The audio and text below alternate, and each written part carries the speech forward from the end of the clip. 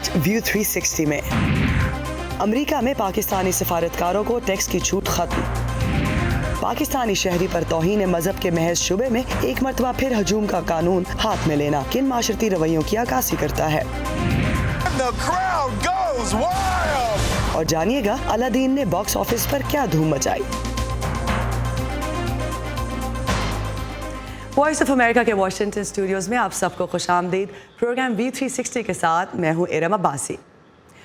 امریکہ نے سفری پابندی کے بعد اب واشنگٹن میں تعینات پاکستانی سفارت خانے کے عملے کو دی گئی ٹیکس چھوٹ بھی واپس لے لی ہے۔ اس کے معنی ہے کیا اور کتنے پاکستانی سفارتکار اس سے متاثر ہوں گے؟ اس کی تفصیل جاننے کے لیے چلتے ہیں کیپٹل ہل، جہاں اسد اللہ خالد ہمارے ساتھ موجود ہے۔ اسد، پہلے یہ بتائیے گا کہ امریکہ نے اس حوالے سے کہا کیا ہے؟ جی ارم، امریکہ نے جس طرح سے آپ نے ذکر کیا کہ جو سفارتکاروں کو چھوٹ دی گئی تھی ٹیکس ایگزمپشن جس کو ہم کہتے ہیں، وہ واپس لینے کا 15 مئی کو یہ نوٹیفیکیشن جو ہے وہ ایشو ہوا تھا، جس حوالے سے ابھی تک بات ہو رہی ہے۔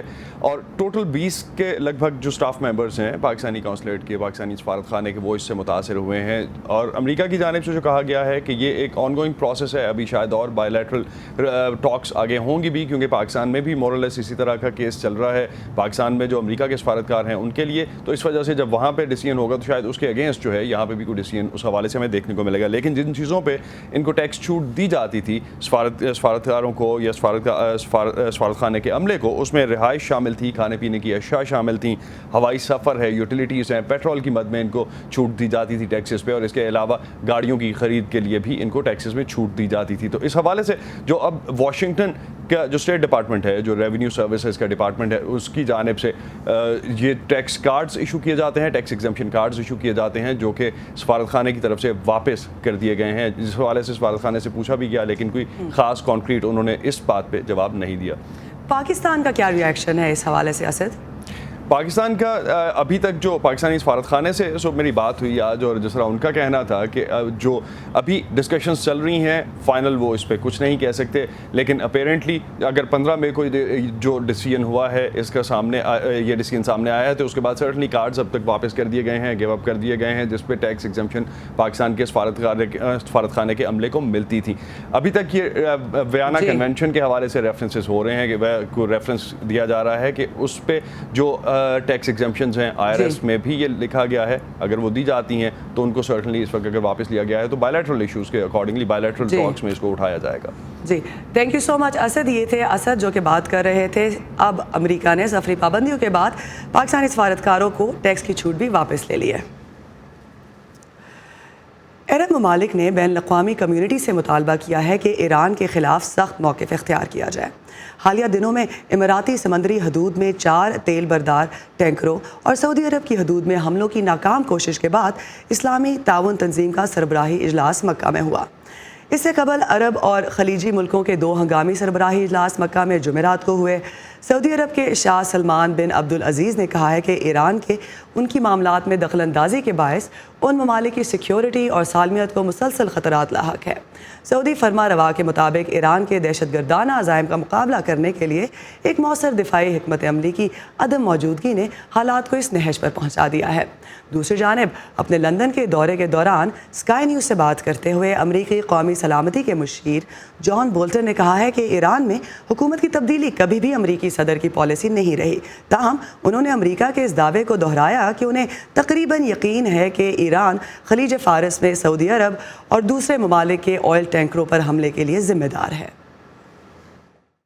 We expect that the countries of the vessels involved, Saudi Arabia, the United Arab Emirates, ہمیں توقع ہے کہ وہ ممالک جن کے جہازوں پر حملے ہوئے یعنی سعودی عرب، متحدہ عرب امارات اور ناروے جلد اپنی تحقیقات کے نتائج عوام کے سامنے پیش کریں گے۔ میرا نہیں خیال کہ کوئی بھی شخص جو خطے کو جانتا ہے اسے سعودی پائپ لائن پمپنگ اسٹیشن پر حملے کے ذمہ داروں کی شناخت کے بارے میں شک ہوگا، چاہے وہ ایران ہو یا اس کے چیلے۔ ہم واضح کر چکے ہیں کہ ان کی جانب سے ایسے رویے کو برداشت نہیں کیا جائے گا، خاص طور سے اگر امریکی شہریوں یا تنصیبات کو نشانہ بنایا گیا تو اس کا بہت سخت جواب دیا جائے گا۔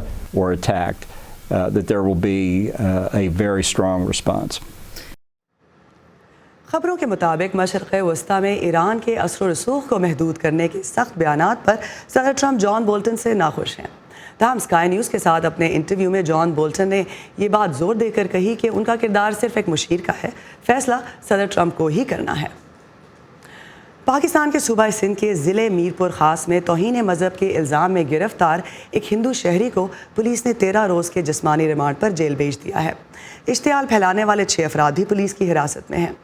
پولیس کے مطابق جانوروں کے ہندو ڈاکٹر پر الزام ہے کہ انہوں نے اسلامیات کی ایک کتاب کے اوراق میں دوا باندھ کر لوگوں کو دی۔ اس پر مشتعل ہجوم نے جلاؤ گھیراؤ کیا اور ڈاکٹروں کے کلینک سمیت ان کے بھائی کی 2 دکانوں کو نذر آتش بھی کیا۔ یہ پہلا موقع نہیں کہ توہین مذہب کے محض الزام پر مشتعل شہریوں نے ہجوم کی شکل میں قانون کو اپنے ہاتھ میں لیا ہو۔ 2017 میں توہین رسالت کے الزام پر ایک یونیورسٹی کے اندر طالب علموں کی اکثریت پر مشتمل ہجوم نے مشال خان نامی طالب علم کو قتل کر ڈالا تھا۔ 2015 میں مشتعل ہجوم نے ایک فیکٹری کو اس لیے جلا ڈالا کیونکہ انہیں اس کے ایک احمدی ملازم پر توہین مذہب کا شبہ تھا۔ اگلے دن مشتعل ہجوم نے علاقے میں ایک احمدی عبادت گاہ کو جلانے کے علاوہ احمدی برادری کے گھروں پر بھی حملہ کیا تھا۔ کسی ثبوت کے بغیر توہین مذہب کے محض الزام پر مشتعل ہجوم کا قانون اپنے ہاتھ میں لینا پاکستانی معاشرے میں پائے جانے والے کن رویوں کی عکاسی کرتا ہے، اور کیا وجہ ہے کہ ایسے معاملات میں اکثر حکومت کی ریٹ چیلنج ہو جاتی ہے؟ اس پر بات کرنے کے لیے ہمارے ساتھ اسلام آباد سے موجود ہیں انسانی حقوق کی کارکن فرزانہ باری۔ ویلکم ٹو دی شو فرزانہ۔ سب سے پہلے یہ بتائیے گا کہ اگرچہ متنازع ہی صحیح لیکن پاکستان میں توہین مذہب کے سخت قوانین موجود ہیں، کیا لوگوں کو قانون نافذ کرنے والے اداروں پر اعتماد نہیں کیا؟ میرا خیال ہے کہ لوگوں کے ایک تو یہ چیز ہے کہ ہمارے ہاں جو بہت عدم برداشت اور خاص طور پہ جو مذہب کے حوالے سے جو تعصب پہ مبنی رویے ہیں وہ بہت زیادہ تیزی سے پھیل رہے ہیں، اور بہت سارے ایسے گروہ جو ہیں اب وہ دیہاتوں میں اور گلی محلے کی سطح پہ بھی آپریٹ کر رہے ہیں جو لوگوں کو اس طرح کا اشتعال بھی دلاتے ہیں۔ دوسری بات یہ ایک فیکٹ ہے کہ توہین عدالت کا جب کسی پہ الزام لگ جاتا ہے اور تو کبھی ایسا نہیں ہوتا کہ اس میں الزام لگانے والے جو ہیں جنہوں نے جھوٹا الزام لگایا ہو ان کو کسی قسم کی سزائیں پاکستان میں نہیں دی جاتی ہیں۔ اس کی وجہ سے بھی لوگوں کے اندر یہ ہے کہ وہ عام طور پہ ان کے اپنے آپ دیکھیں ان واقعات کے پیچھے کوئی نہ کوئی لوگوں کے معاشی مفادات یا کوئی اور یا ذاتی ان کا کوئی لڑائی جھگڑا ہوتا ہے جس کی وجہ سے وہ ایک دوسرے پہ اس قسم کے الزامات لگا کے اور توہین مذہب کا الزام لگا کے جو ہے وہ سمجھتے ہیں کہ پھر وہ جو بھی کچھ ظلم کریں گے اس سے وہ بچ نکلیں گے، کیونکہ یہ قانون ان کے ہاتھ میں ہے جس کا میسو جو مس یوز ہے وہ پاکستان میں ہو رہا ہے۔ تو یہ جنرلی میں سمجھتی ہوں کہ پاکستان میں یہ جو مذہب کے حوالے سے ایک شدت پسندی کے رجحانات ہیں اس کے اندر اضافہ بھی ہو رہا ہے، اور اس کے پیچھے اکثر ہم یہ دیکھتے ہیں کہ ایسے مذہبی گروہ جو ہیں ان کے کوئی نہ کوئی افراد شامل ہوتے ہیں جو لوگوں کو اشتعال دلاتے ہیں، اور اس طرح جی فرزانہ یہاں پہ میں یہی سوال آپ سے پوچھنا چاہ رہی تھی کہ معاشی اور سیاسی آپ سمجھتی ہیں کوئی سوچ ہے جو اس طرح کے اشتعال انگیزی کے پیچھے کار فرما؟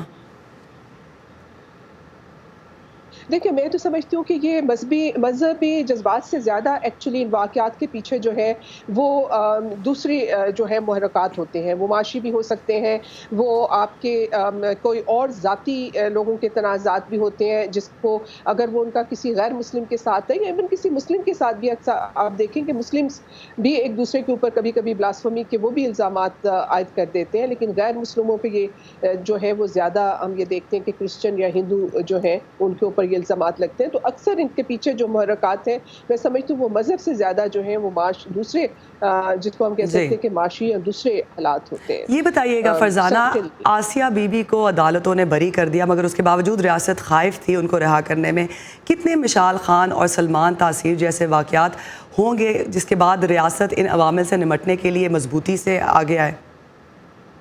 دیکھیں میں سمجھتی ہوں کہ ریاست کی کوئی دلچسپی نہیں ہے، اگر ریاست کی دلچسپی ہوتی تو یہ بلاسفمی کا جو قانون ہے جو اتنا زیادہ میسولی مس یوز ہو رہا ہے، اس کا غلط استعمال ہو رہا ہے، تو اگر ریاست لوگوں کو پروٹیکشن دینے میں ان کا تحفظ دینے میں سنجیدہ ہوتی تو وہ جو بلاسفمی کا لا ہے اس کو ہی تبدیل کرنے کی ضرورت ہے۔ اور میں نہیں سمجھتی کہ پاکستان کی ریاست جو ہے وہ اس کی کوئی دلچسپی ہے، اس طرح کے واقعات میں دن بدن اضافہ بھی ہو رہا ہے، اور ایک دفعہ آپ دیکھیں کہ کسی پہ الزام جب لگ جاتا ہے تو جب وہ جیل میں پڑا رہتا ہے تو کسی جج کی بھی ہمت نہیں ہوتی کہ جو ہے اس کو ایک طرح سے اگر وہ بے گناہ ہے تو وہ یہ فیصلہ کرے کہ وہ بے گناہ اور اس کو چھوڑ دیا جائے، کیونکہ ایسے ججز جو ہیں ان کے اوپر بھی ماضی میں حملے ہو چکے ہیں جنہوں نے بلاسفمی کے الزام کے اندر جو لوگ تھے ان کو چھوڑا ہے. تو میں یہ سمجھتی ہوں کہ سب سے زیادہ اس میں یہی ہے کہ لوگوں کو پتہ ہے کہ ریاست نے ان کے ہاتھ میں ایک ایسا ہتھیار دے دیا ہے، ان مذہبی شدت پسندوں کے ہاتھ میں جو نفرتوں کا کاروبار پاکستان میں کر رہے ہیں، ان کے ہاتھ میں ایک ایسا ہتھیار آ گیا ہے کہ جس کا وہ بڑی آسانی سے استعمال کرتے ہیں. اور آپ دیکھیں کہ جو نیا ٹرینڈ ہے پاکستان میں کہ موبز کی صورت میں اب حملہ کرتے ہیں، جس کی وجہ سے یہ ہے کہ لوگوں کو کولیکٹیو پنشمنٹ کیونکہ نہیں ہو سکتی. جی بالکل فرزانہ باری، وقت کی کمی کی وجہ سے مجھے آپ سے اجازت لینی ہوگی. Thank you so much for being with us. ہم بات کر رہے تھے بلاسفمی کا خالی الزام لگنے پر مشتعل ہجوم کے رویوں کے بارے میں. Thank you Farzana. جنوبی کوریا کے ایک اخبار کے مطابق شمالی کوریا نے امریکہ کے لیے جاسوسی کے الزام میں کم یونگ ان کے خصوصی ایلچی سمیت وزارت خارجہ کے 5 اعلیٰ افسران کو قتل کر دیا ہے. اخبار جوسن البو نے دعویٰ کیا ہے کہ یہ تمام افسران شمالی کوریا کے رہنما کم یونگ ان اور صدر ڈونلڈ ٹرمپ کے درمیان رواں سال ویتنام میں ہونے والے سربراہی اجلاس سے قبل امریکی حکام کے ساتھ مذاکرات میں پیش تھے، جو بغیر کسی نتیجے کے ختم ہوئے تھے.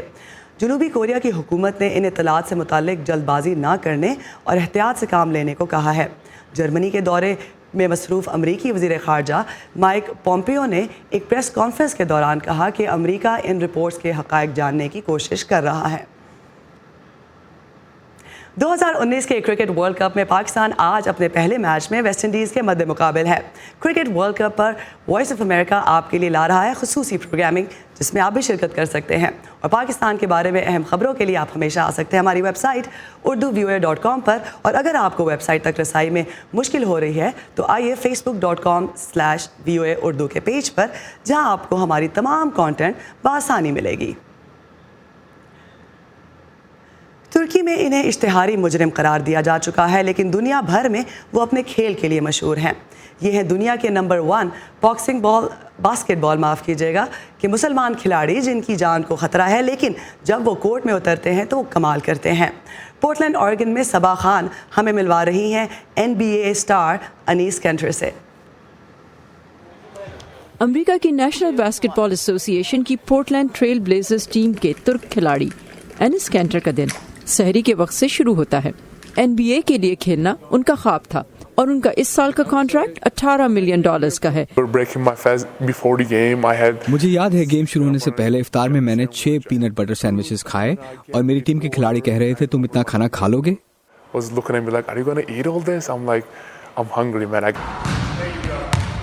لیکن یہ پہلی بار ہے کہ رمضان اہم گیمز کے دوران آیا ہے. یہ ان کے لیے ایک چیلنج تھا اور اب روزے میں کھیلتے ہوئے وہ خود کو ذہنی طور پر زیادہ الرٹ پاتے ہیں.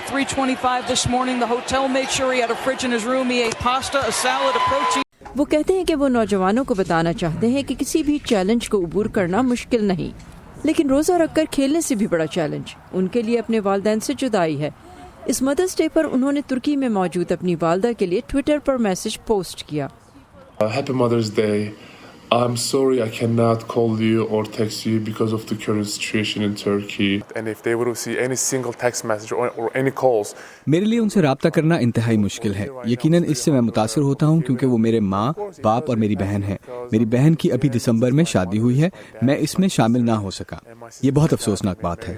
ترکی انہیں اردوان حکومت کے خلاف آواز اٹھانے کی پاداش میں دہشت گرد قرار دے چکا ہے اور یہی وجہ ہے کہ وہ اپنی ٹیم کے ساتھ کھیلنے کے لیے امریکہ سے باہر نہیں جا سکتے، کیونکہ ماضی میں ترکی کی حکومت ان کے خلاف انٹرپول کو ریڈ نوٹس جاری کر چکی ہے، جس کا مطلب ہے کہ اگر وہ گیم کھیلنے کے لیے لندن پہنچتے تو انہیں گرفتار کر کے ترکی واپس بھیج دیا جاتا.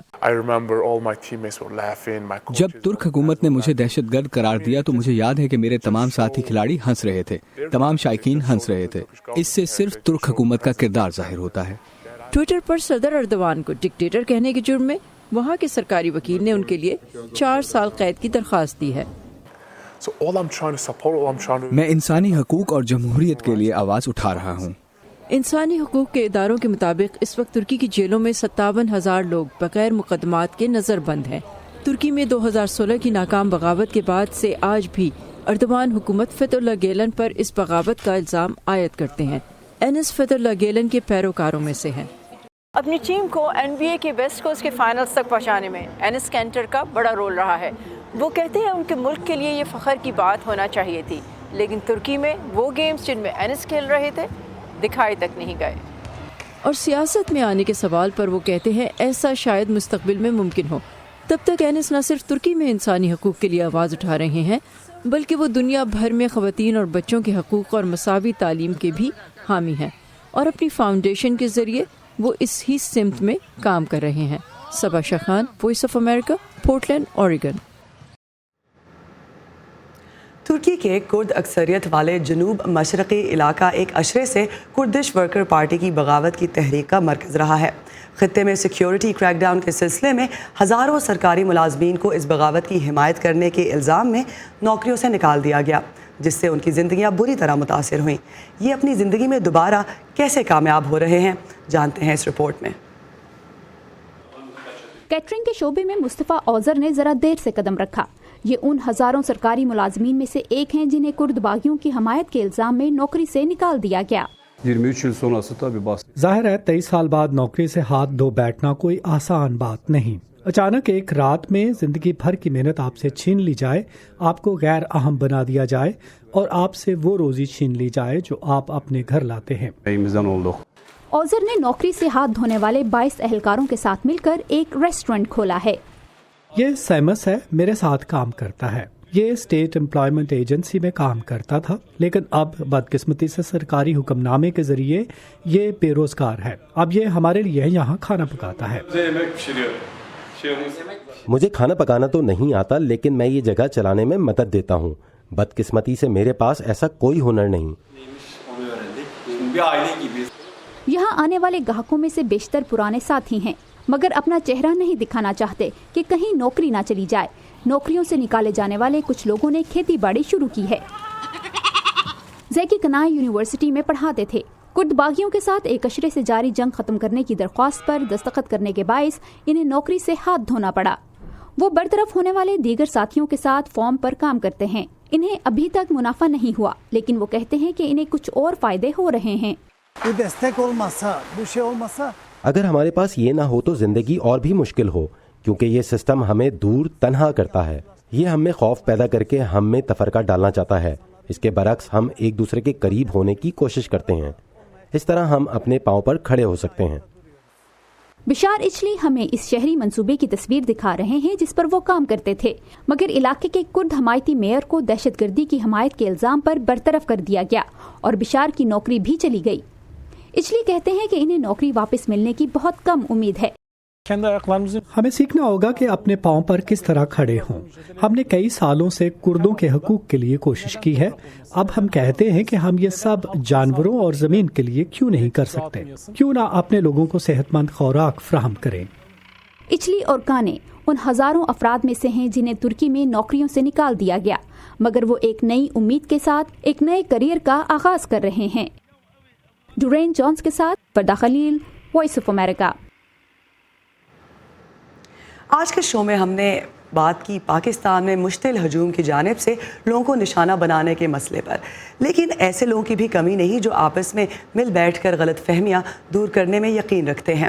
لاہور سے سمن خان بتا رہی ہیں بین المذاہب ہم آہنگی افطار کے بارے میں، جہاں عام شہریوں، مذہبی رہنماؤں اور سیاسی شخصیات کو ایک دسترخوان پر جمع کیا جاتا ہے۔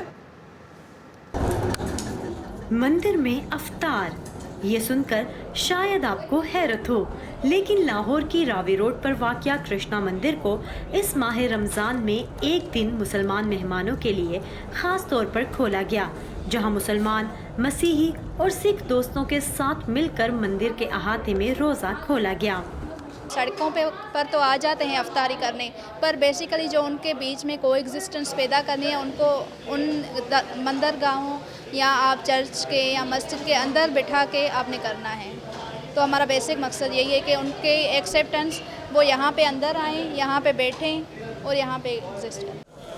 ایک ایسی ہی کاوش وارث روڈ لاہور پر واقع سینٹ پیٹرز چرچ میں رواداری تحریک کی جانب سے کی گئی، جس میں مسلمان، مسیحی، سکھ اور ہندو مذہبی رہنما ایک ہی میز پر جمع ہوئے۔ ہم نے ایک پلیٹ اور ایک ٹیبل پہ سب کو اس لیے اکٹھا کیا ہے کیونکہ جب ہم دور ہوتے ہیں تو ہمارے درمیان غلط فہمیاں ہوتی ہیں, مسکنسیپشنز ہوتی ہیں. تو سب کو ایک ٹیبل پر اکٹھا کرنے کا مقصد محض یہ نہیں ہے کہ ہم ٹیبل پر کھانا اکٹھا کھائیں, بلکہ یہ کہ ہم ایک دوسرے سے کے قریب آئیں. جب قریب آئیں گے تو محبتیں بڑھیں گی اور نفرتیں جو ہیں وہ ختم ہوں گی. سب مذاہب کے لوگ کسی کینہ بغض کے بغیر ایک دوسرے کے ساتھ مل کر بیٹھیں, اور اسے ان عناصر کی حوصلہ شکنی ہوگی جو لوگوں میں بدامنی اور شر پھیلانا چاہتے ہیں. ایسی تقریبات کا دائرہ صرف مذہبی شخصیات تک ہی محدود نہیں بلکہ عوامی نمائندے بھی ان میں شامل ہو رہے ہیں. معاشرے میں سے نفرت, یہ اپنا فرقہ پرستی, مذاہب کے نام پہ خون خرابہ, ان چیزوں سے باہر امن کی طرف جائیں گے. ملک میں امن ہوگا تو ترقی بھی ہوگی. تو یہ وقت کی اشد ضرورت ہے. مندر اور گرجا گھروں میں ہونے والے یہ افطار تاحال 4 دیواری کے اندر ہوئے ہیں اور لوگوں کی ایک محدود تعداد ہی مختلف مذاہب کے رہنماؤں کے درمیان اس رواداری کی ضامن بنی ہے. لیکن ایسی کوششوں کی بنیاد رکھنے والوں کو امید ہے کہ ایک دن محبت, انصاف اور رواداری کا یہ پیغام 4 دیواری اور ایک مخصوص طبقے سے باہر نکل کر ہر گلی اور ہر گھر تک پہنچے گا. Saman Khan, Voice of America, Lahore.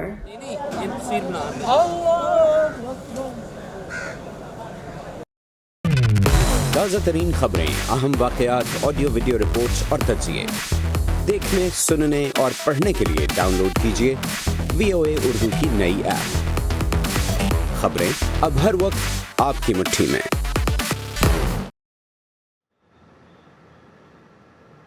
الادین نے باکس آفس پر کیا جادو چلایا اور گیم آف تھرونز کے مداحوں کے ساتھ ساتھ اس کا حصہ بننے والے اداکاروں پر شو کے اختتام کا کیا اثر ہوا, بتا رہی ہیں وردہ خلیل آج کی ہالی ووڈ ہائی لائٹس میں. Oh, great one who summons me, I stand by my oath, loyalty to wishes 3. I'm kidding, watch this. الادین کا جادو باکس آفس پر چل گیا. پچھلے جمعے کو ریلیز ہونے والی یہ فلم توقع سے زیادہ پیسے کمانے میں کامیاب ہو گئی ہے. امید کی جا رہی تھی کہ یہ $80 ملین کما سکے گی, لیکن فلم $100 ملین کا ہنسا پار کر رہی ہے. لیکن مقبولیت کے باوجود اس کی ریٹنگ 57% ہے.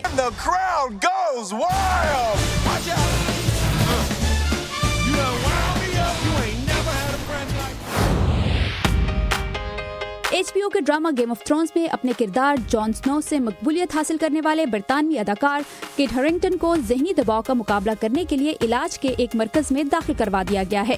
رپورٹس کے مطابق کٹ ہرنگٹن کا گیم آف تھرونز سے اتنا شدید جذباتی لگاؤ تھا کہ سیریز ختم ہونے کے بعد وہ ذہنی دباؤ کا شکار ہو گئے ہیں.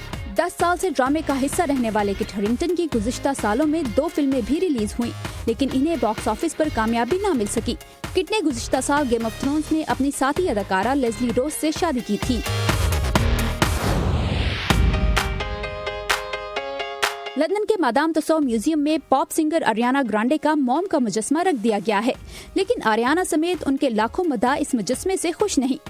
ان کا خیال ہے کہ یہ آریانا گرانڈے سے کوئی مشابہت نہیں رکھتا.